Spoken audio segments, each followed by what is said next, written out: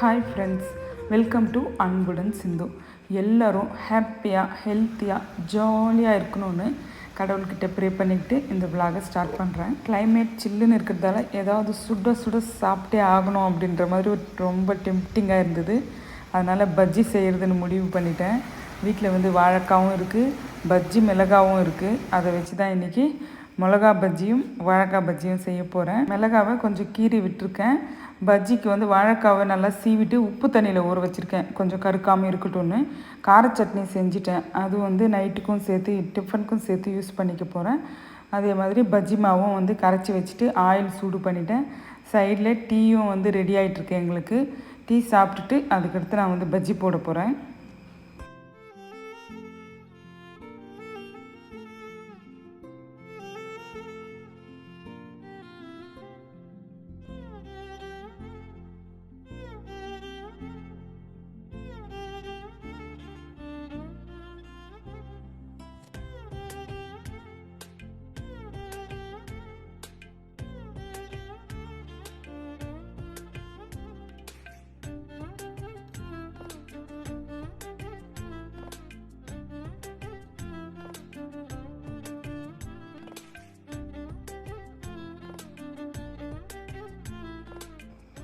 ராகவ் ஸ்கூல்லேருந்து லேட்டாக வந்ததால் orange juice குடிக்கலை.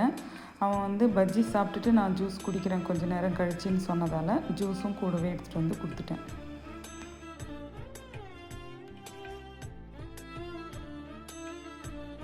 Evening 6 o'clock bajji சாப்பிட்டதால் எல்லோரும் ஒரு தோசை கார சட்னியோட டின்னரை முடிச்சிட்டாங்க. நாளைக்கு தேவையான பன்னீரை நான் இன்றைக்கே ரெடி பண்ணிட்டேன்.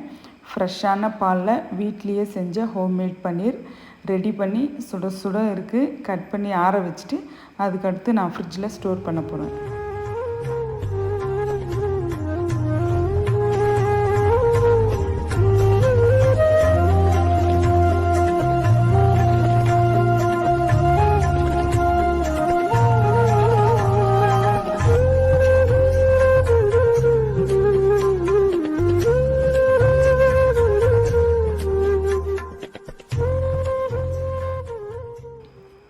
நைட் எல்லோரும் டின்னர் முடித்ததும் கிச்சன் ஃபுல்லாக க்ளீன் பண்ணிவிட்டு ஸ்க்ரப்பர், சிங்க்கு, டேப் இது எல்லாத்து மேலேயும் நல்லா ஹாட் வாட்டர் ஊற்றி விட்டுருவேன்.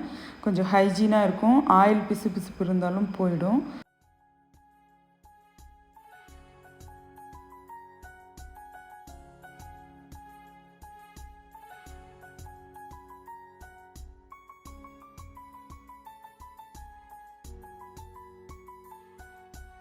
Thursday மார்னிங் வாசல் கழுவிட்டு கூடவே துளசி மாடத்தையும் சேர்த்து வாஷ் பண்ணி விட்டுருவேன். ஏன்னா நிறைய டஸ்ட்டு படிஞ்சிட்டு ரொம்ப அழுக்காயிடும். அதனால் எப்போல்லாம் வாசல் கழுவுறனோ அப்போல்லாம் லைட்டாக தண்ணி போட்டு கழுவி விட்டுட்டோன்னா துளசி மாடம் எப்போவுமே ஃப்ரெஷ்ஷாக இருக்கும்.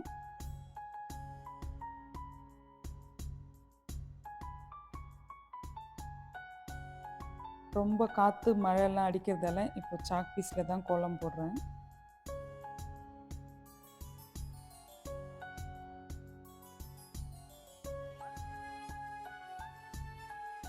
Early morning 5 o'clock time. இப்போது நான் எப்போ எழுந்தாலும் கூடவே சிட்டியும் எழுந்து என் கூட சுற்றிட்டுருப்பான். ரூமில் வச்சு மூடிட்டு வருவேன். அந்த டோரை லைட்டாக சந்து கேப்பில் வெளியே இங்கே வேடிக்கை பார்த்துட்ருக்கான். வீடு ஃபுல்லாக பெருக்கிட்டு வாசலும் பெருக்கி கோலம் போட்டுட்டேன். 5:15 ஆகுது டைம். இந்த மாதிரி டேவை ஸ்டார்ட் பண்ணனா ரொம்ப திருப்தியாக இருக்கும் அந்த நாளே.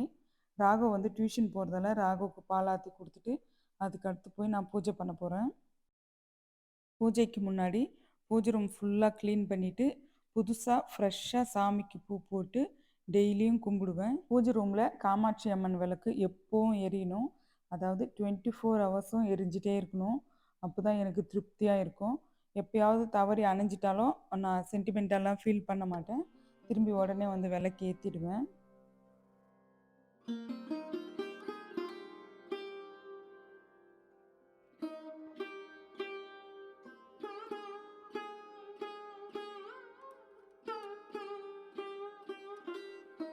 கடவுள்கிட்ட எனக்கு மட்டும் ஏன் இவ்வளோ கஷ்டம் அப்படின்னு சொல்லி எப்போவும் நான் புலம்ப மாட்டேன். அது எனக்கு சுத்தமாக பிடிக்காது.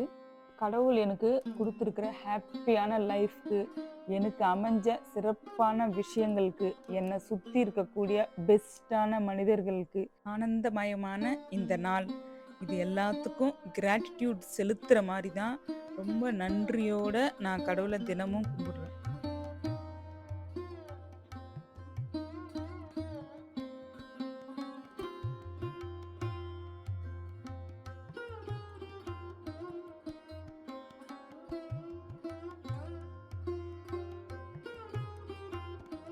ஃபைவ் 30 to 6 பூஜைக்கு எனக்கு கரெக்டாக இருக்கும். 6 o'clock ஷார்ப்பாக குக்கிங் ஸ்டார்ட் பண்ணிவிடுவேன். பிரேக்ஃபாஸ்ட்டுக்கு சிறுபருப்பு சாம்பார் செய்கிறதுக்காக பருப்பும், லஞ்சுக்கு அரிசியும் ஊற வச்சிட்டேன். இந்த அரிசி கழுவுன தண்ணியும் செடிக்கு ஊற்றிட்டு வந்துடுவேன் கையோட.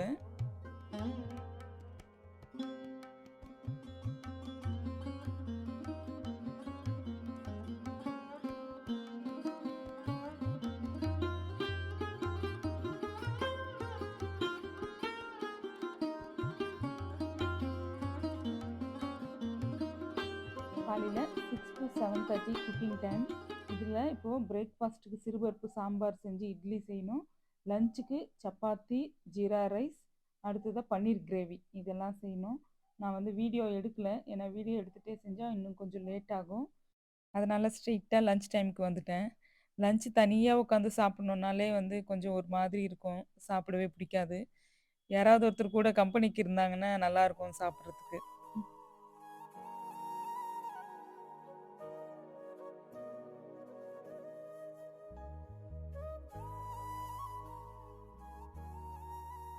இது நான் அமேசானில் தான் வாங்கினேன். வாங்கி ஒரு 1 year ஆகிட்ருக்கும்.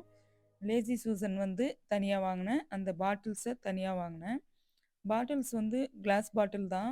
ரொம்ப தின்னாக இருக்குது, கொஞ்சம் டெலிகேட்டாக இருக்கிற மாதிரி இருக்குது. பார்த்து ஹேண்டில் பண்ணால் ஓகே தான். இதை நான் டைனிங் டேபிள் மேலே தான் ஆர்கனைஸ் பண்ணி வச்சுருப்பேன். சால்ட்டு, ஊறுகாய், பருப்பு பொடி, நெய் இதெல்லாம் போட்டு வச்சுருப்பேன். எல்லாமே கொஞ்சம் தீர்ந்துடுச்சு. அதுதான் வந்து இப்போ ரீஃபில் பண்ண போகிறேன். நான் எப்போவுமே அயோடைஸ்டு உப்பு யூஸ் பண்ண மாட்டேன். சாதாரண கல் உப்பு வாங்கி அதை தான் சமையலுக்கு யூஸ் பண்ணுவேன். பவுடர் உப்பு வேணும்னா அதையே நல்லா ஃப்ரை பண்ணிவிட்டு மிக்சியில் பவுடர் பண்ணி யூஸ் பண்ணுவேன். எள்ளு பொடி செய்கிறதுக்காக இன்க்ரீடியன்ஸ் எல்லாம் எடுத்து வச்சுருக்கேன். அதுக்கு கருப்பு உளுந்து 1 கப் எடுத்திருக்கேன், எள்ளு 3/4 கப், மிளகாய் ஒரு 10-15, நம்ம காரத்துக்கு தகுந்த மாதிரி, கல் உப்பு கொஞ்சம், கருவேப்பிலை வாஷ் பண்ணி ஆற வச்சுருக்கேன், பெருங்காயம் கொஞ்சமாக எடுத்து வச்சுருக்கேன். இது எல்லாத்தையுமே தனித்தனியாக ஃப்ரை பண்ணி எடுத்துக்கணும். ஒன்றும் வறுக்கும்போது நல்லா வாசனை வர்ற அளவுக்கு வந்து வறுத்தோன்னாலே கரெக்டான பதமாக இருக்கும். எள்ளை லேசாக பொரியிற அளவுக்கு வறுத்தா போதும். அடுத்ததாக மிளகாய், உப்பு ரெண்டுத்தையும் சேர்த்து ஃப்ரை பண்ணி எடுத்துக்க போகிறேன்.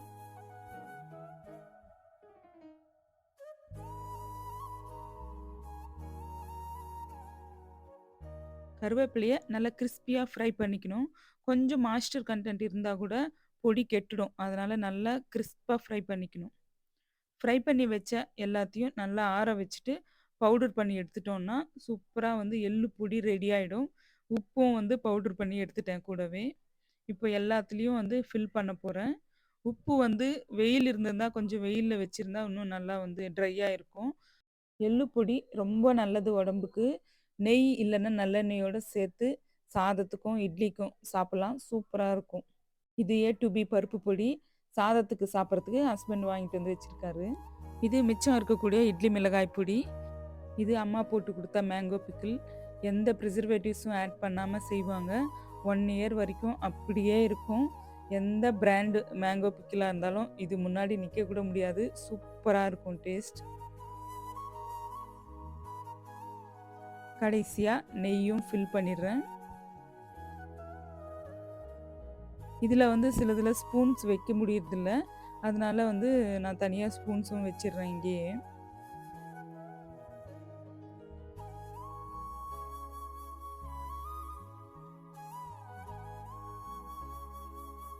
ஈவினிங் 4 to 5 பசங்களை அவங்கவுங்க ஸ்கூல்லேருந்து பிக்கப் பண்ணுற ஒர்க். ஈவினிங் ஸ்நாக்ஸ்க்கு இன்றைக்கி papaya and grape juice. Grape juice already போட்டு வச்சுட்டு தான் அவங்கள பிக்கப் பண்ண போனேன். ஃப்ரூட்ஸை கட் பண்ணி ஃப்ரிட்ஜில் வச்சு சாப்பிட்ற பழக்கம் இல்லை, ஃப்ரெஷ்ஷாக கட் பண்ணி அப்போவே சாப்பிட்ருவோம்.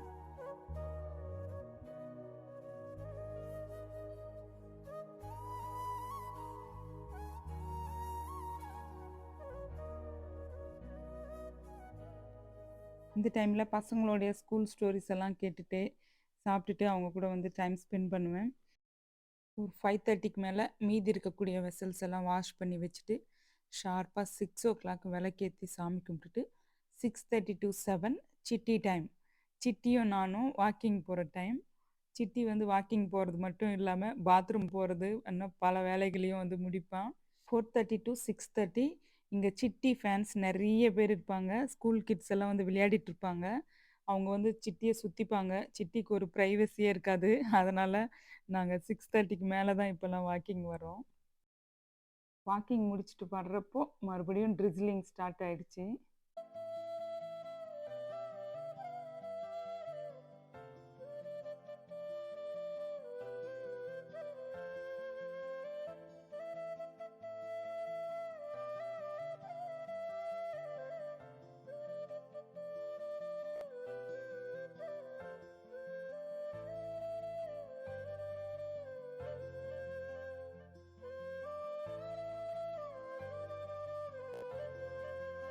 நைட்டு டின்னருக்கு சிறுபருப்பு சாம்பார் இருக்குது.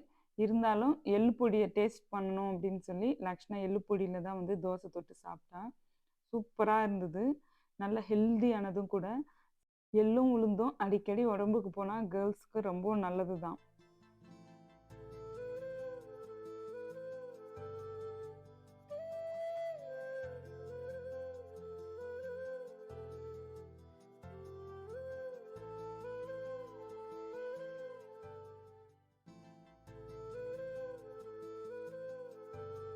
நீங்களும் இந்த பருப்பு பொடியை இது வரைக்கும் வீட்டில் செய்யலைன்னா கண்டிப்பாக ட்ரை பண்ணி பாருங்கள். ரொம்ப ஈஸியான ரெசிபி, சூப்பர் டேஸ்ட்டாக இருக்கும், நல்ல ஹெல்த்தியும் கூட. இந்த வீடியோ உங்களை ரிலாக்ஸ்டாக இருக்க வச்சு முகத்தில் ஒரு ஸ்மைலை கொடுத்தது அப்படின்னா கண்டிப்பாக லைக் பட்டனை ப்ரெஸ் பண்ண மறந்துடாதீங்க.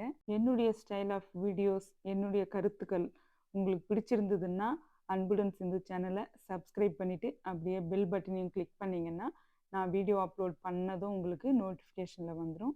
வேற ஒரு சூப்பரான வீடியோவில் உங்களை சந்திக்கிறேன். பாய், see you.